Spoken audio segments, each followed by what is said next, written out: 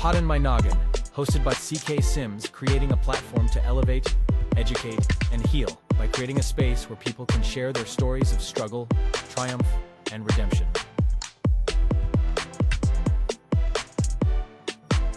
CKS Media. Hey everyone, welcome back to another episode of Pot in My Noggin. We are still having a bit of technical issue over here, but we're going to figure it out. Today I'm pretty excited actually. I have a really interesting guest and one that surprised me just a wee bit, Mr. Alan Lazaros. Welcome to the show. Thank you for having me. I consider it an honor, genuinely. Speaking into the lives of other people, I think, is a big responsibility. Absolutely. And I also see, I don't know if I'm correct on this or not, but is it The Alchemist in the background that I see? The book The Alchemist? Perhaps. I don't think so. Okay, I think it's the one that looks kind of like a sun that reminds me of the cover of The Alchemist, so I didn't know. This one here? Yeah, that's the one. That book is by Clementine Moss. It is from Bonham, because she's a rocker, to Buddha and back. Great book. Great book. Okay, nice. Have you read The Alchemist? I've read snippets of The Alchemist, but not all of The Alchemist. Okay, no worries. I thought that was The Alchemist in the background. But so maybe I will have to add this to my reading list. You will enjoy it, I believe. And also, you and I talked about transformation before we hit record. Yeah. And that's kind of what today's going to be about. So I think The Alchemist is a good book for transformation. Transformation's my jam. Nice. It's what I do for a living as a consultant in corporate, in the corporate world. But I also do, I guess, through this channel. I want to stop real quick and go back and tell you why I was surprised. So I make it a habit of not checking guests before, too far in advance. The reason I do that, I've done this for the 2 years I've been doing this show. I don't want to formulate a list of regimented questions. I want to have a conversation. I want to let the story unfold naturally. So to avoid doing that, I wait until usually about an hour. Today, it was about 20 minutes because it's been a busy day. So anyway, I'm popping on. Reading through your form. I would have known already that you were a good fit for the show, right? Because that comes before the form. Yeah. And then I was reading through the form. I was reading how it was written, and in my mind's eye, I had a picture of you already in my mind's eye. And so then I pop on over to your website, the NextLevelUniversity, and I'm immediately like, what? What? And so you're way younger than my mind's eye picture had imagined. So you are, what are you now? 31, 32? 37. Oh, wow. In your defense, I look very young. Aging very well. I always joke I'm hoping to hit puberty at 38. There you go. There you go. I'm obviously joking. But I've always looked young, and I think that it's tough to be a business coach with that because people presuppose that you're younger than you are. Yeah. Well, and I think that it's such a weird place to be too, right? Because you're 37, which is crazy because you do not look if you were to tell me you were 21, 22 years old, I believe you. I know. And so it's the credibility issue, right? The unconscious bias when somebody's really young. Yes. But it also happens on the other spectrum when somebody's really old. Yep. Right? So that ageism exists on both levels. That's why I got to play the long game, CK. Yes, the long game is playing really the long important. Game. Longevity. Yes, absolutely. But okay, so we are here about you, and you had a very big life event happen at 26. But before we get to that, I want to talk about who Alan was growing up. Okay, yeah. So upbringing, started out tough. My birth father was John McCorkle. He was 28 years old in 1991. I was 2. So I was born in 1988. I was almost 3. So 1991, I had a sister who was 6. Everything's numbers for me. I'm an engineer. So sister who was 6, mom who was 31, birth father was 28. I was almost 3. This is in 1991. Born and raised in Massachusetts. Great Still, state. yeah. Say that again. Great state. It is. I'm still here in Massachusetts by choice. A lot of I people wouldn't think leave. every time I leave, I'm like, I don't think I want to. Yeah. I'm so grateful you said that. I do. I love Massachusetts. I really do. New England in general, I think, is just great. But Absolutely. awesome. And so suddenly, though, out of nowhere, my dad dies in a car crash. Very sudden, very tragic. John McCorkle was his name. And he was a big part of a big family. So it was Jim, Joe, John, Jane, Joan, Jeanette. 6 kids. Okay. 6 kids. And that was very tragic and very sudden for my family. I had a stepfather named Steve Lazaros from age 3 to 14. And I playfully refer to this part of my life as boats and BS. And the reason and BS? And BS. Okay. Yeah. So what I mean by that is my mom and stepdad, first of all, it was the 90s. Mm-hmm. So from 1992 to basically the early 2000s, he worked for a company called AGFA. They did hospital computers during the dot-com bubble in Massachusetts. And the United States is by far the largest economy on planet Earth, and the dot-com bubble was wild times. And my mom and stepdad had what I refer to now as a pleasure-centered paradigm, which is just this belief that life is about having as much fun as possible. So, and they did not get along, and that's a polite way to put it. So it's boats and ski trips, motorcycle, trucks, snowmobiles. We had a yacht. We had an apartment building, this whole thing. And so from the outside in, it looked really great. From the inside out, it was challenging. And that's a polite way to put it again. But stepdad leaves at 14, takes his entire extended family with him. He got the yacht and the apartment building. We got the house and the dog. Same year, sister moves out. Same year, my mom gets in a fight with my Aunt Sandy. We get ostracized from her side of the family. And we don't associate with the McCorkles anymore because we're trying to be, quote unquote, the Lazarus's. So, CK, you asked me about my childhood, and while there was some high points, the majority of it was I kind of lost 3 families by the time I was 14. Wow. So, I mean, there's so much there, though, right? Like, so yeah. So your stepdad was obviously known to your mom when your father passed. Like they were in their lives, right? Correct. And it was sort of this stuff happens. It just he was a friend of my father's. And it seems as though she never really healed from that loss. I'm projecting, but like this is me doing my thing. Never healed from that loss, and they threw money and fun in an attempt to fill a void that was not fillable by money and fun.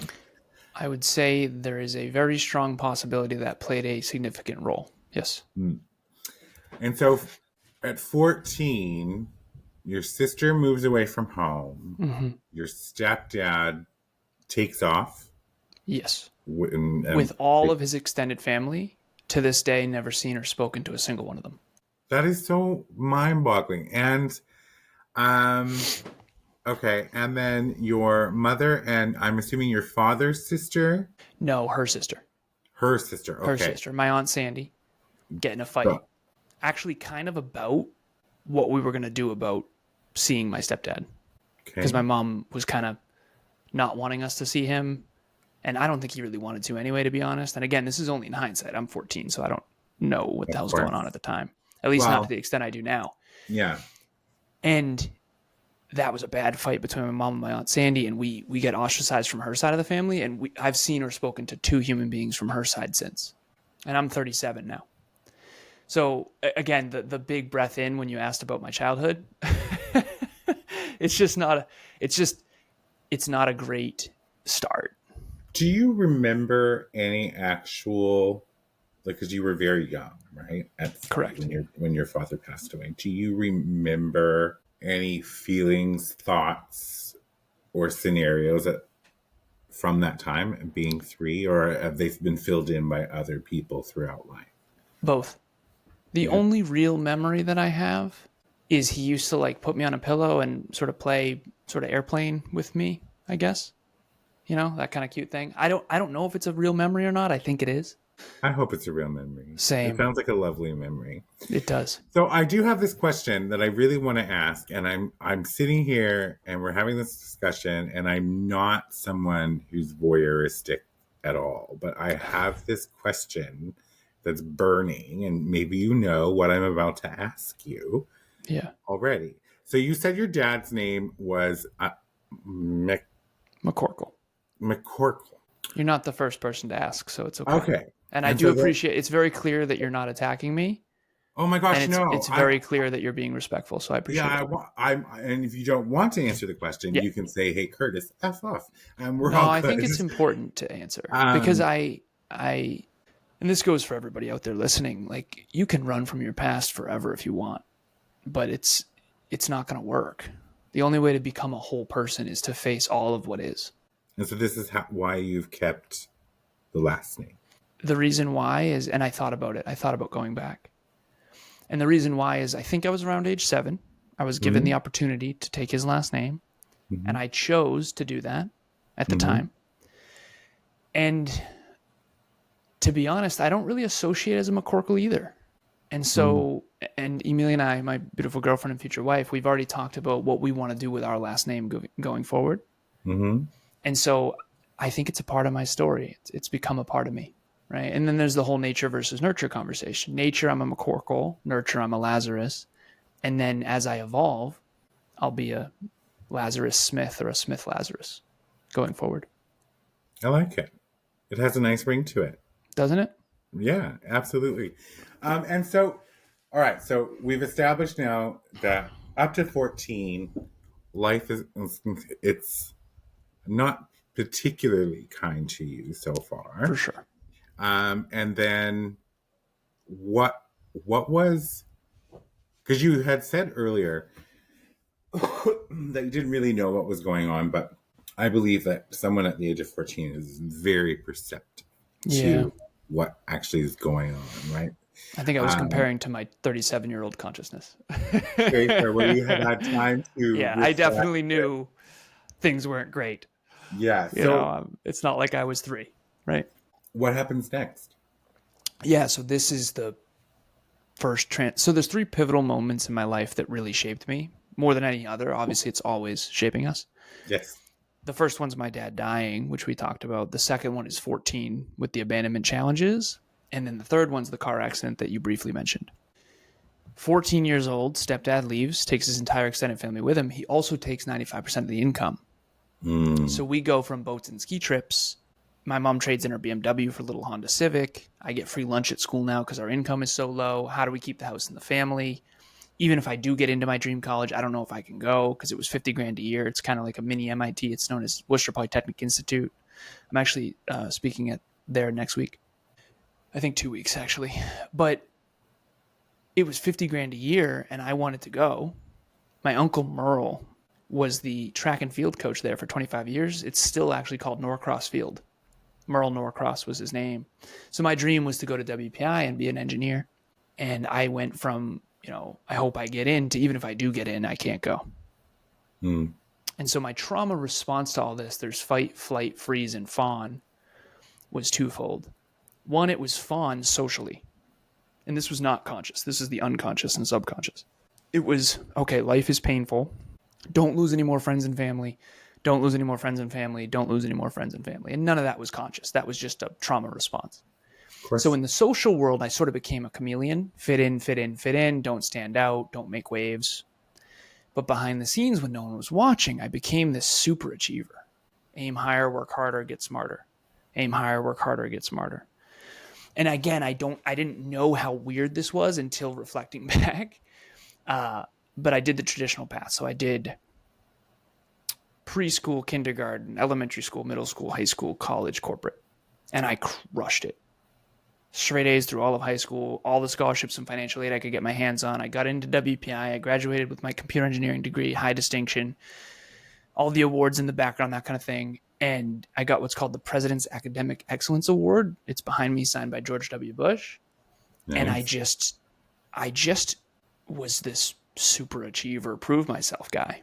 And then I did really well in corporate, tech company after tech company after tech company after tech company. And by the time I'm in my early 20s, I'm a global 1% earner. I have hundreds of thousands of dollars in the stock market, and I'm living my quote unquote dream. But I have I have too many friends at that point. So it's high school friends to college friends to corporate. I brought everyone kind of with me out of these abandonment challenges, and I didn't realize it until later. And then the moment that you're referring to, or you referred to me offline, which was the car accident, I'm 26. At this point, I've achieved most of my dreams, and I'm on my way to, my dream was to be a CEO of a Fortune 50 tech company, like my hero at the time, Steve Jobs. Okay, so Bill Gates, Steve Jobs, built my first computer at 12. Who's smarter, right? That whole thing, sort of a techie. And I'm 26 at the time. I get in a head-on collision, my fault. This is back in 2015, which is 11 years ago, which is wild because I'm 37 now. And it was my fault. I crossed the double yellows, the yield sign. I was supposed to yield. I didn't. The yield sign was covered by a snowbank. Head-on collision with a lift-kitted pickup truck, 30 miles an hour. 30 miles an hour, so bad. Mm-hmm. Fortunately, no one was killed because that would have been my fault. And that was the second chance my dad never got. Yeah. So I'm 26 at the time. My dad died in a car at 28 back in 1991. So it's 2015 and I'm 26. And this is the existential quarter-life crisis. This is the best metaphor is when Simba in The Lion King goes back to face his past, that moment. That's when I stopped drinking. I pretty much stopped everything outside of reaching my full potential. I changed friend groups. I changed all my goals. I started my own company called Alan Lazaros LLC, what you'll never learn in school but desperately need to know, which in hindsight, I found personal development, personal growth, and self-improvement, and I dialed it up to 11. And I've done that ever since. And that's kind of what Next Level University has become, is still what you'll never learn in school but desperately need to know. Because I was a straight A student. So why didn't I learn about finance and nutrition and fitness and sleep and neuroscience and habits and courage and vulnerability and humility? Like, where was all this, right? So I went down the self-improvement rabbit hole, and I realized, okay, so there's personal development, there's professional development, and then there's sort of like social development. And we need all three. We need all three. And almost no one has all three. I have a bunch of engineering friends from college. I'm telling you right now, they're professionally developed, but they are not necessarily personally developed. And some people are really personally developed, but not professionally developed, and they don't succeed in the economy. And you see this because you're in corporate doing this transformation stuff. So transformation is so unbelievably important, both inside and outside. And I think that I used to live from the outside in, and now I live from the inside out. And I think everybody has to do that at some point. I love that. We're going to take a quick break. We'll be right back. Partner today with CK Sims and Pod in My Noggin to get in front of an audience that cares. You will be supporting mental health stories, tales of resilience, and uplifting content, aligning your brand with bringing goodness, authenticity, and kindness front and center.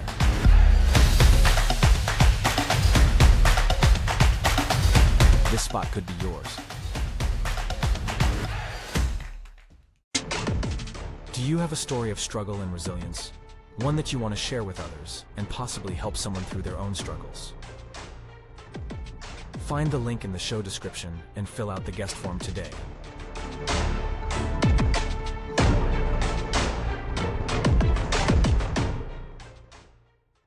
Welcome back, everybody. Before the break, we have been talking to Alan Lazaros about his interesting and somewhat tumultuous life from birth. Well, not so 3 years old-ish until 26. You shared a lot with us. I want to go back real quick to the accident. Well, actually, I want to go back to just after the accident, because you said that you actually said quite a few things, and I want to recap for a second. So you said that, after the accident, you quit drinking, you changed your friend groups, you did you made a whole bunch of actions. Yeah. And so yes, we can recognize that the accident was the catalyst for this. But what was the rationale? Like what inside you shifted with that accident to make you realize you needed to do things differently? The realization through regret that I was barely scratching the surface of my true potential. And I've analyzed this upside down and sideways. I'm obviously a very analytical guy, and I've thought about it a lot. And I think I was just so disappointed with who I had become. Not because I was a bad guy. I mean, I was more successful than most, and that's great. And I take nothing from that. But the truth is, the part of the story that I haven't shared yet that needs to be shared, that I'm scared to share, not because it's bad, but because you're not really allowed to say this in the social world, so I'll share this with you. I knew I was gifted, and I knew that I was barely scratching the surface of really using those gifts. Because high school, I got straight A's, but I thought it was easy. High school is pretty easy for me. And most things come easier to me than you're really allowed to say. There's a lot of people that are everyone has that person in their life that they think of that just wins at everything. Okay. Yeah. Well, those people are not allowed to talk about it. They know it, and they know they're good at stuff, and they know everything comes easy to them, but they know they're also not allowed to go anywhere near that with a 10-foot pole without being villainized. And so there's 3 advantages that I had in life amongst all these disadvantages that we talked about. Number 1, I was brilliant, and I don't know how or where I got it. I just always was intellectually gifted. Things make a lot of sense to me very easily. I have a photographic memory, all this kind of stuff. Okay.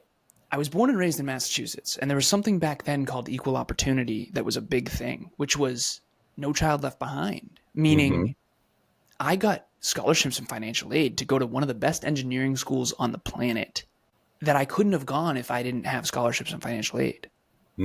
So number 1, I was gifted, and that's the most important thing. Number 2, I was given opportunity to opportunities other people didn't have because of that. And if you take away those 2 things, there's no way I would be where I am today. And I think that's really important because a lot of people, I've been on many podcasts and I'm a public figure now and all this stuff, and I'm great. It's great. I'm not even supposed to talk about it like that. But ultimately, I'm grateful that you're curious. I'm grateful that you're asking. But the truth is, statistically speaking, I was not supposed to be successful. Like, if you heard that childhood, and I told you a very small fraction of the atrocities that were in my childhood, like, how is this possible? And people would look at me like, well, how did you do this? Right? It's the country I was born in, it's the state I was born in, and it's the fact that I was gifted. So to answer your original question, when I got in that car accident, yeah, I was successful compared to my peers, but I don't care. I know inside of me that I was not maxing out. I was not in alignment with my true potential. I was squandering my gifts. Not more than others, because I obviously did some things well. People always say, well, what do you mean? You keep talking about all these horrible choices you made. It's like, it seems like you made some pretty good choices. It's like, no, statistically speaking, yes, but not compared to what I knew was best. And when you have gifts and you don't leverage them, it eats away at you. And so I was unfulfilled after that car accident because I faced mortality, and I realized that I didn't reach my full potential. I didn't change the world in the way I know I'm supposed to. And so I flipped that script hard, and I made every other choice. And I started to really quit drinking and exercise every day and track habits and metrics and just really realign with the highest good I could conceptualize and believe in, and then build a company to fight for that. Because ultimately, life can be very meaningless if you're chasing cars and shiny vanity metric statusy crap. And the truth is, none of that actually matters. I mean, obviously you need to pay your bills. Obviously you need shelter and food and water. It's great. I have a nice shirt on. I have a great life. That's all great. But when you face mortality, that's not what's going to matter. What's going to matter is, did you do all you could with all you had? And my answer was no. And I promised myself that day my answer would never be no again. I like that.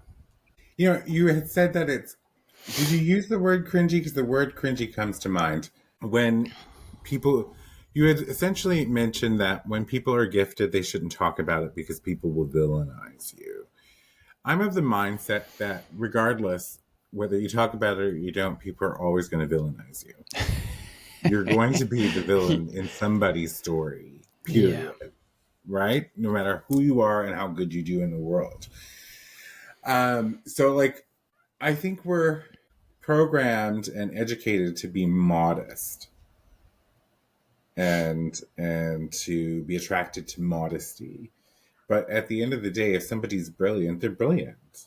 And if somebody's brilliant and they know they're brilliant, if they don't, like you said, leverage those gifts, those skills, then they're underserving themselves, nobody else. And the world. Well, they're underserving the world. Okay. Gifted people have a responsibility to make the world a better place. That's my truth.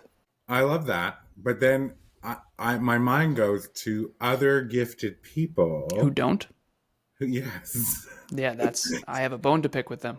Yeah, so like those are the, you know, those are the things that I'm like, there's some really greatly gifted people who choose to do not good things in the world. And that is what I'm fighting against. 100%. Well, I love this. We need that. We need someone to be able to stand up to them. So you made this massive shift. You leaned into yourself and to stretch your potential to its maximum. Yeah. You started your own LLC. And what I remember when you said the things, I can't remember because I have a goldfish mind. The things you should know that you wouldn't learn in school. Is that what you said it was? What you'll never learn in school, but desperately need to know. Yes. And I was trying to get speeches at high schools and colleges. And it's so funny because I think our education system is whether it's ostensibly, but it's ostensibly set up to not make you smart, to not teach you life. Agreed. To an alarming extent. And I think it does well with the maths and the sciences. I think it does pretty good with, reading and writing, but it's not teaching you how to design a magnificent life. Oh, I love that. I love that statement. Design a magnificent life. That's what we're trying to help people with at Next Level University. That's like the main mission, is help people reach their full unique potential and design a life that is deeply meaningful and fulfilling, because that's what the world needs. More fulfilled people. Fulfilled people don't want to hurt others. And I think that ignorance and apathy is sort of the root problem. So we either don't care enough or we don't know enough. And so I'm trying my best to build a company that helps people care enough to actually do things with the knowledge they have and to increase their knowledge. It's you have to know better to do better, right? So some people are ignorant and just don't know any better about finance, for example. So they get taken advantage of by credit card companies or whatever it is. And then on the other side is people do know, and they are, what you mentioned earlier, not helping others with that information. And they don't care enough to actually take action. And so how do we bring the heart back into the engineers? Because I know a bunch of engineers that are going to be successful forever and they know a lot, but they're not really using their gifts to help others as much as I wish they would. Yeah, I think there's a third one. And this is, you're going to laugh at my goldfish mind, because I know you said three things. I know what it was, the context of what you said, but I can't remember the word. It was apathy. And ignorance. Ignorance, yes, thank you. So apathy, ignorance. But I think there is also a third one at play right now in our society, and it is fatigue. Fatigue. Overwhelmed. You mean like emotional fatigue? Just absolutely knackered, beaten down, helpless, right? There's a lot of people, if you speak to them right now, with what's going on in the world, with what's going on in America, all of those particular things, they can't seem to get away from it. Yeah. and they're just trying to survive, right? Their minds. Yeah, I think fatigue is a good way to put it. Physical, mental, emotional, and spiritual fatigue. Yeah, and it's brutal. Like, so Yeah. I have a podcast. I've been doing this for 2 years. I absolutely love doing this work. I love meeting people like you. I Same. do not go on social media because I protect my peace. Good for Now, you. I read ground news because they give me the different ways it's reported across the different sort of left and the right and the centrist and whatever. So you kind of can give yourself your own idea of what's going on as opposed to anything. But so I Yeah, want to trying stay to get an clear. unbiased perspective. Yeah, it's How's that very going? Pretty hard good. though. Very hard to get an unbiased perspective. Yes, it is. So you're doing Next Level University. So you have like I just celebrated my 100th episode not Nice. long ago, right? Yeah.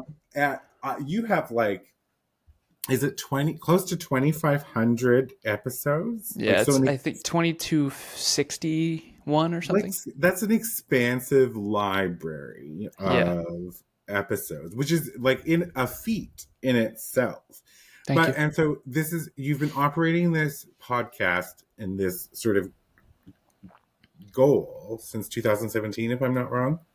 Correct. March of 2017. Nice work. Yeah. So That's when we started the podcast. Yes. The car And accident was in 2015. yes. And who is the gentleman? Kevin. Where does he fit into the picture in and around that time? Yeah, so Kevin and I, and it's interesting, again, hindsight's 2020. You feel called to these people and these things, but you don't know why yet. It's fascinating. He and I both grew up in the same town. We went to middle school together. We were friends in middle school, and then we weren't friends in high school because he didn't like me. This is what we joke about.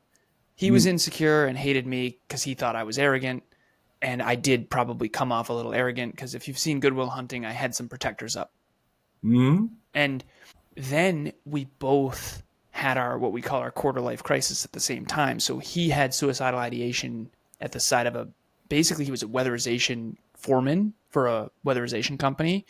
And he essentially just hated his life and he was hopeless and nihilistic and existential crisis. And he messaged me because at that time I had already had my car accident. I started to become sort of this mindset influencer, for lack of better phrasing. Mm-hmm. So he Snapchatted me. And I used to say this. I said I wanted to be a bright light in dark places. That Lord of the Rings quote. Yeah. A star that shines so bright that you can be seen from the darkest places. And I was that for him. And so he messaged me when he had suicidal ideation because he felt comfortable talking about that. And then he started a podcast called the Hyperconscious Podcast, Change the Way You Think, Change the Way You Act, Change the Way You Live. I started a podcast called the Conversations Change Lives Podcast. So I'd already had it. He was my first guest. I was his first guest. Mm. And then we teamed up and we called it the Conversations Change Lives meets Hyperconscious Podcast, which is the worst title ever. And then we went all in on the Hyperconscious Podcast. And it was existential conversations. It was like deep, change the way you think, change the way you act, change the way you live. It was hyperconscious means to be acutely aware. So we were talking about personal development, habits, mindset, all these things, changing your beliefs, self-worth, self-belief, all this stuff. And then it just grew. And we both were big into fitness at the time.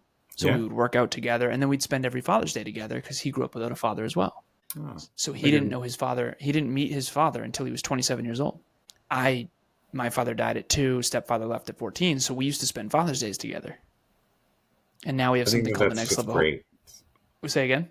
I think that the fact that you spent Father's Days together I think it's just great. We found each other at an interesting time in our lives where everyone was with their dads. And it was a traditionally sad day for us, obviously. And so we would just hang out and podcast. We would go fishing, whatever, and we'd have deep philosophical conversations, existential conversations. We didn't know what that would morph into. Now we have the Next Level Hope Foundation. So every Father's Day, we get kids together at the YMCA, and we turn a traditionally sad day into a happy day. We do that on the holidays. So 2 events a year now. We've been doing it for probably 5 years now. And it's actually coming up in December, but we rent out the whole venue and we play sports with kids. and I of love single this. parents. So it started out with just boys without fathers, and then it was kids of single parents. And but yeah, it started out with him and I just kind of questioning why everyone seems to be so miserable and why we're okay with that. Like growing up, him and I both saw miserable people. And, they go to a job they hate. This is a big one. I would see marriages and it's like, you guys don't even like each other, never mind love each other. And I remember thinking, like, this sounds horrible. This seems horrible. Like, marriage scared the hell out of me. And so I knew there had to be a way to do it different. I knew, like, this cannot be it. This is terrible. And so we both kind of grew up in the Boulevard of Broken Dreams, that I say playfully. And we used to chase our dreams together. And now it's become like a big company, 20-person team and all kinds of stuff. So now it's different. It's much more professional. But back in the day, it was two young boys with a big dream. But you made it. You did it together. I love it. I think it's fantastic. I love how you're sort of redefining brohood, if you will. Like, I think that's really cool. I'm not sensing a lot of toxic masculinity coming out of you, or the friendship even. And now you are the Next Level University, right? Like you've done that. I find one of the things that I like about your story is how there's a lot of correlations with my own. Nice. Right? So Kevin's, is it Kev or Kevin? Either one. Okay. Kevin's sort of situation, 2017, tried to take my life. I failed. And just kind of reprogrammed my mind. Nice. Right? That is exactly it. Yeah, took all of my intrusive thoughts, my inner dialogue that was battering me since I was a child, and one by one, slowly reframed every single one as a practice. And the person in 2017 versus the person who you're talking to today are very starkly different. Really? Individuals, yes. So transformation.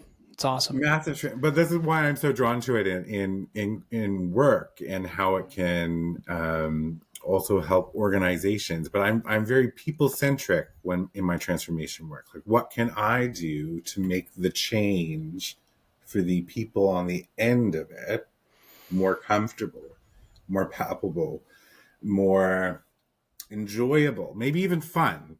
That's a stretch, but like sometimes maybe even fun. Well, right? You're facilitating a transformation in real time, not just for me, but also for the listeners. I see that. Even in this conversation, right? Because transformation starts with a conversation everyone's afraid to have. Absolutely. Yeah. And I think that's one of the things that I've learned in life is that vulnerability is a superpower. Superpower. Long term. Short term, you'll get your heart ripped out repeatedly. Oh, 100%. 100%. Yes, absolutely. But I love Brene Brown's. Same. I do love Brene Brown. Vulnerability and courage are in the same bracket. And I think humility. I call it the Triad of Transformation. I coach couples too. So Emilia and I have something called the Conscious Couples Podcast, which is essentially how to get off autopilot in your relationship, because we saw so many miserable people in miserable relationships. It's like, listen, you can change it. You don't have to leave your partner to change it. And so we call it the Triad of Transformation. It's humility, courage, and vulnerability. If you don't have humility, courage, and vulnerability, I don't believe transformation is possible. I was missing the courage. And it wasn't until my car accident when I finally had the courage to face all the realities that I was running from.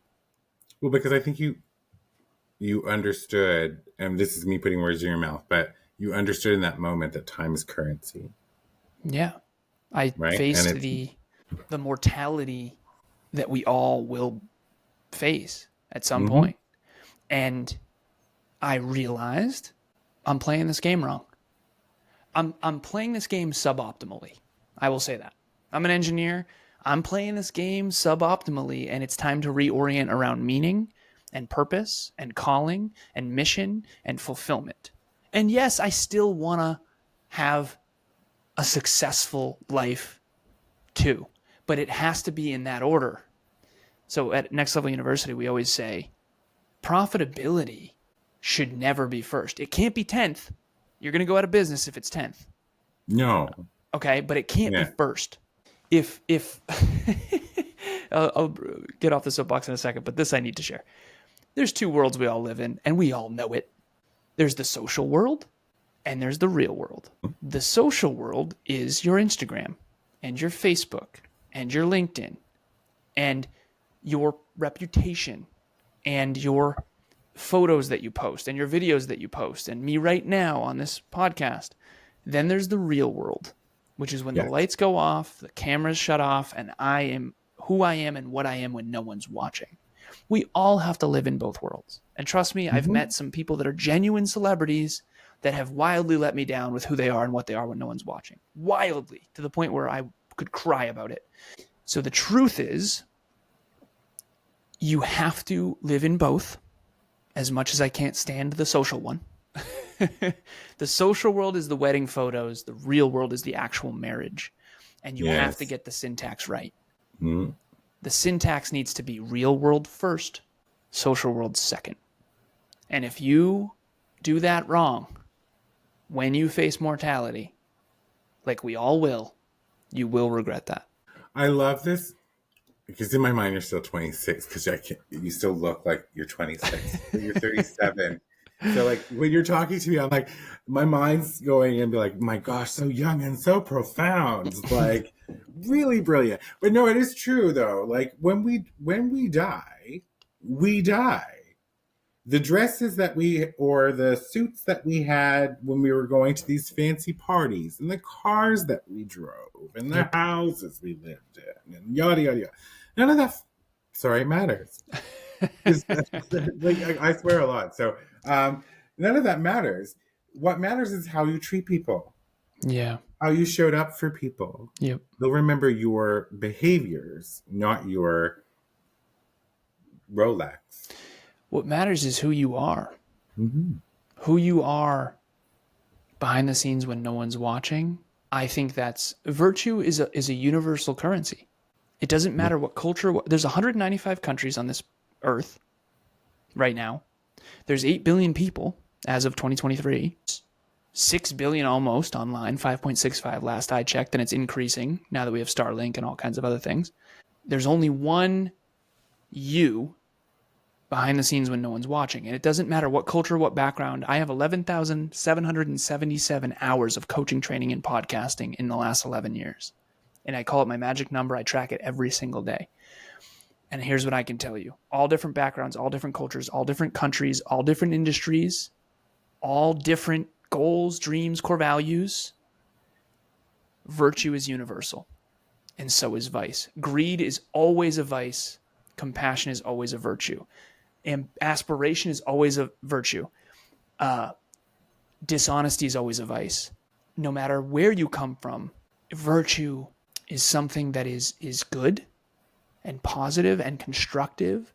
And each of us as individuals can get on the side of more and more and more and more virtue. And people are like, well, no one's perfect. No one's perfect. But it doesn't mean you can't increase your virtue over time. And so Kevin and I, we have been in this space for 11 years, and it's been alarming for us to see how many of our heroes have been completely full of it. And we were naive too, so I blame ourselves for that. But oh my goodness, you guys suck. Okay, so how do we succeed competing with them without selling out? Without lying, stealing, or cheating? How do we win with real people in the real world by adding real value? And how do we do it in a way that is a win for us, a win for the client, a win for the listeners, a win for the company, a win for the earth? And you mentioned earlier, the best compliment I could have gotten is you mentioned, you're not sensing toxic masculinity from me. That's one of the best compliments I've ever received. And the reason why I say that is because a lot of people associate masculinity with ambition and focus and directness and intensity. And I've got those dialed up to 11. And by the way, I'm dialing them down right now. Okay? Behind the scenes, it's way more. Mm-hmm. But you don't have to be toxic in order to be strong. Yeah. And a lot of the people who seem the strongest on the surface, I'm telling you, I've met them. Behind the scenes, they're as weak as you could imagine. And that's why they need the things to cover up, their insecurities. And humility, courage, and vulnerability is what all of us need to transform. And that humility is, I know I don't know. What I don't know is limitless. What I do know is limited. Courage is, okay, I am fearful. Two types of people in the world. There's people who are fearful and liars. We're not fearful of the same thing, though, and I can talk about that if you'd like. But we're all fearful, just not of the same thing. Kevin and I are definitely fearful of two different things. For me, it's abandonment and being villainized and hated forever. Playful, but true. And then vulnerability is I will sit in the discomfort of being either too much or too little in the eyes of others. And those of us who are afraid to be not enough, we puff up to pretend we're better than we are. For those of us who are afraid to be too much for others, we dial down because our intensity is too much. Two guesses which one I am. And at the end of the day, it just takes a ton of humility, courage, and vulnerability to be all of what you are. And when you're all of what you are, we all benefit. Even though in the moment it's horrible. Oh, absolutely. I feel like the best transformations start when you get really dirty and gritty. Like, you're just down in it, right? In that discomfort. You're feeling it. You're feeling that sort of pain, that the I don't know, anguish. But then it's like you sit with it, you stay in it, you're persistent in wanting to get comfortable in the uncomfortable. And then that's when the transformation comes. It's really interesting. You said something about money shouldn't be number one, but it can be number 10. Your business will fail. I love that because it's true. Not so long ago, I think I was very money driven, right? Very money driven, very success driven. And what I discovered in that time was that I was angry all the time, like all the time. And I couldn't figure out why I was angry all the time. And I even went and got a dog because I was like, maybe a dog will make me less angry, right? And she's wonderful. She's asleep right here and I love her. But what it was that I discovered is that I was living from ego because I'm like, well, I'm worth all of this money, all of this whatever. And then living from ego is just not it. Yeah. Like it's just not it. Yeah. For me anyway. So now I just kind of say, I don't chase money. Money chases me. I'm going to show up as who I am and I'll be enough. Nice. Right? So when you say ego isn't it, I think that's true for everyone.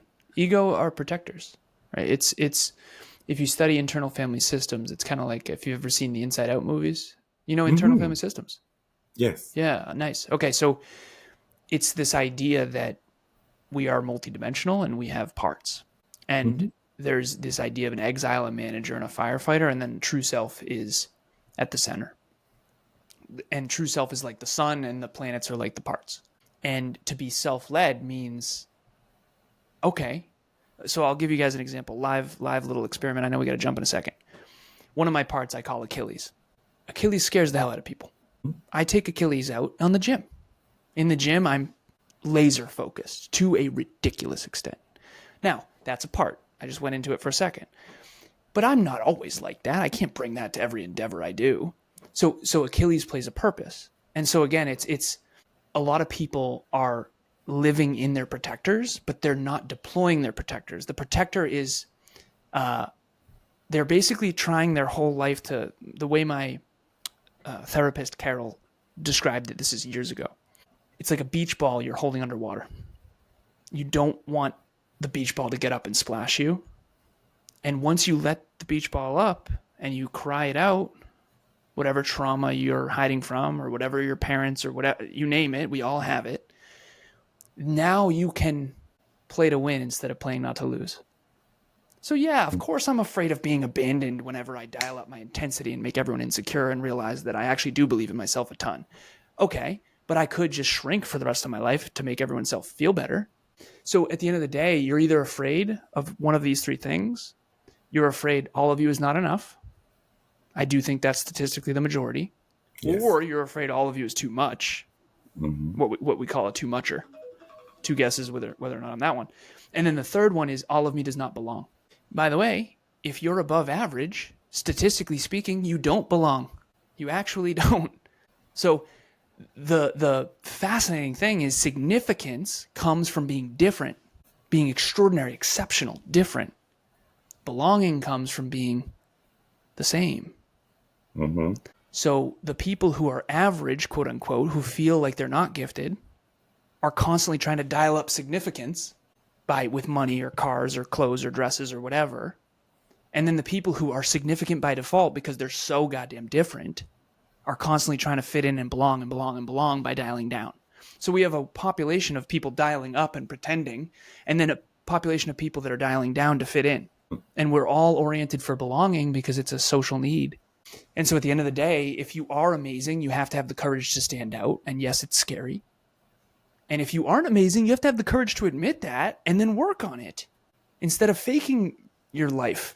Yeah, I love that. I love how you explain that for people at home. So if I was a random person who just learned about the Next Level University website, which we're going to link in the podcast, and I was to head over there today, what should they expect to see?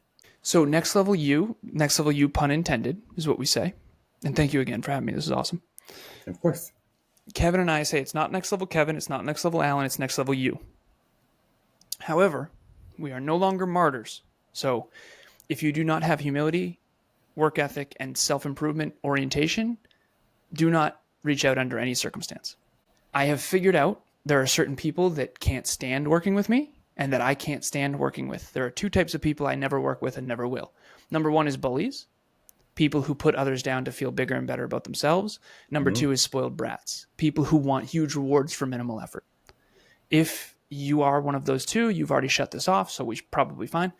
But if you have high work ethic, seriously, if you have high work ethic, high humility, and a high desire to grow and improve in real life, not in the fake social world, nextleveluniverse.com, spelled just like it sounds, nextleveluniverse.com. We have a book club we've been doing for 5 years. It's totally free. I do monthly masterclasses every month for free. Productivity, business, leadership, you name it. And our podcast is 1% improvement in your pocket from anywhere on the planet every single day, completely free. Next Level University, Next Level U. And Kevin and I record an episode every single day talking about habits and mindset and self-belief and self-worth and self-esteem and self-confidence and how to be more successful. So we help people get to the next level through getting a little better every single day. And that's why we do an episode every day. That's why we have so many episodes. That's amazing. So thank you so much for having me. I believe that you also do one-on-one coaching, right? I do. Yeah, for business owners. For business owners. Perfect. For business owners. Yep. So, nextleveluniverse.com. Correct. Which I will link in the website. And then Next Level University is the podcast name that you can pull up on your phone every day and listen to Alan and Kevin talk about their habits, their thoughts, all kinds of different cool things about helping you get to your next level. So 100%. This is great. So what's happening next for you? Besides getting married. Yeah. So what's next? 2026, we're going to be 9 years in business in 2026, March of 2026.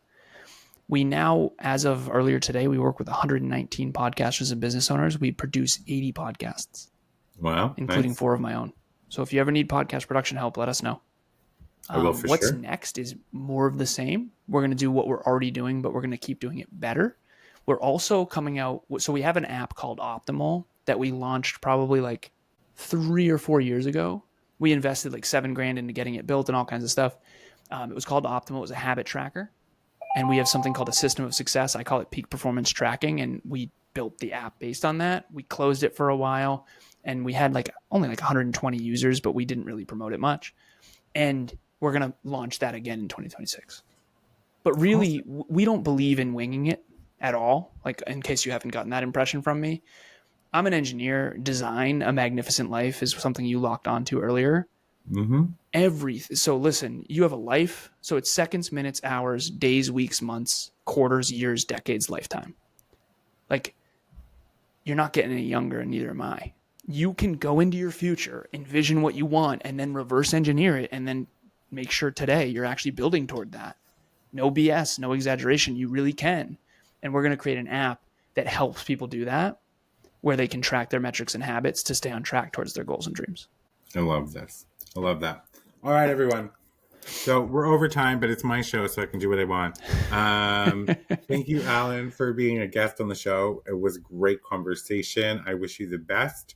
And everyone head over to NextLevelUniversity.com. Check out the podcast. Maybe book some coaching calls. But remember, high work ethic. Don't be a little bitch. That was one of them, right? Right? Like, don't be bossy, rude. Don't be spoiled.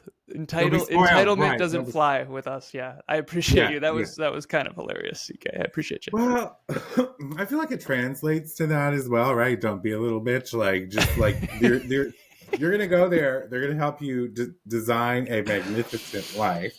It's gonna take some challenge. Do the work. Yeah. If you have an aversion to work ethic and challenge, you're not gonna fit in with us. Yeah. Or being uncomfortable. Yeah, agreed. Like, because to grow is to face on discomfort. So 100%.